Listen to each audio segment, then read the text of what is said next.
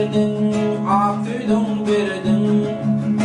Gözü bulalımda bollum böldürdün.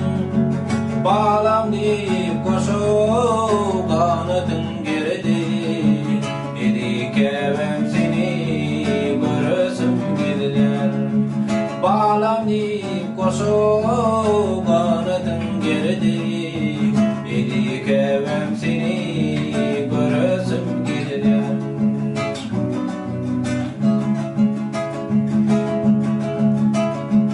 Çeynemi deriptin tağım dudundan. Gitsem seredirdin menin iyidimden.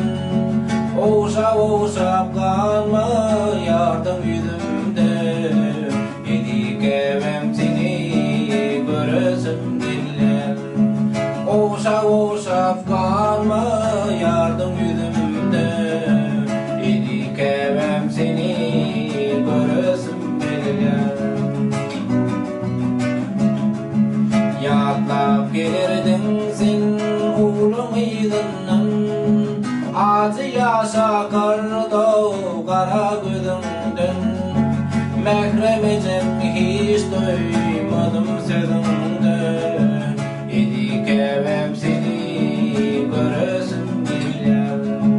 Mehremecem hiç duymayan sözünden. Edik evem seni göresim geliyor.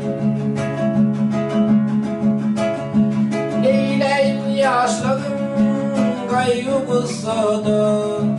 Huday giyinip bir yer darlık hisseder. Valdan geçip bar yar yürüp kussada. Edik evem seni göresim geliyor. Valdan geçip bar yar yürüp kussada. Edik evem seni göresim geliyor. Can dostlarım razı bolun siz menden. Vaktim dolu yine gitmelim onun. Köp yıllar geçiptir ayrı içimden.